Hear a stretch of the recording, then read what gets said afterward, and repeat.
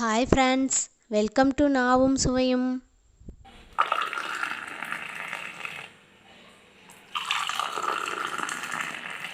இன்றைக்கி நம்ம வீடியோவில் மசாலா பால் எப்படி செய்கிறது அப்படின்னு பார்க்கலாம். மசாலா பால் செய்கிறதுக்கு என்னென்ன இன்க்ரீடியன்ட்ஸ் அப்படின்னு பார்க்கலாம் வாங்க.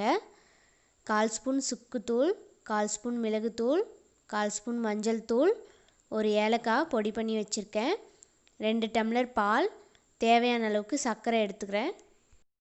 இப்போ வாங்க மசாலா பால் ரெடி பண்ணிடலாம். ஒரு பாத்திரத்தில் எடுத்து வச்சுருக்க பாலை ஆட் பண்ணிக்கலாம்.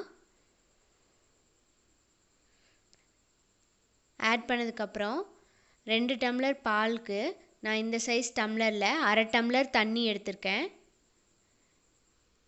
தண்ணியை ஆட் பண்ணிக்கோங்க.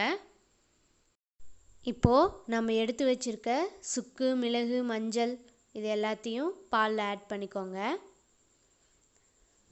ஆட் பண்ணிவிட்டு ஒரு ஸ்பூனில் நல்லா கலந்து விட்டுக்கோங்க.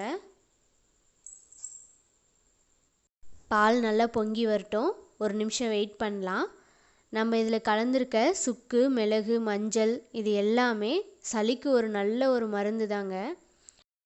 டெய்லியும் இந்த மசாலா பாலை ஒரு டம்ளர் குடிச்சிங்க அப்படின்னா உடம்புக்கு நல்ல ஒரு நோய் எதிர்ப்பு சக்தியை கொடுக்கும். உங்கள் வீட்டில் குழந்தைங்க இருந்தாங்க அப்படின்னா டெய்லியும் ஒரு டம்ளர் அவங்களுக்கு இந்த பால் காய்ச்சி கொடுங்க.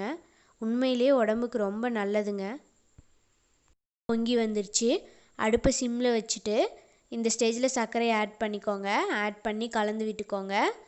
நம்ம 1/2 டம்ளர் தண்ணி சேர்த்தோம் பார்த்தீங்களா, அந்த தண்ணி நல்லா சுண்டி வர வரைக்கும் பாலை கொதிக்க வைங்க.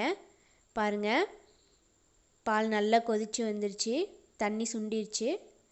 இப்போ பாலை வடிகட்டிக்கலாம்.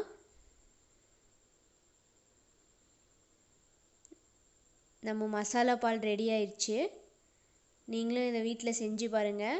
செஞ்சு பார்த்துட்டு இந்த பால் எப்படி இருந்துச்சுன்னு எனக்கு கமெண்ட் பண்ணுங்கள். என்னோடய வீடியோ பிடிச்சிருந்துச்சின்னா லைக் பண்ணுங்கள், ஷேர் பண்ணுங்கள், சப்ஸ்கிரைப் பண்ணுங்கள். தேங்க்யூ.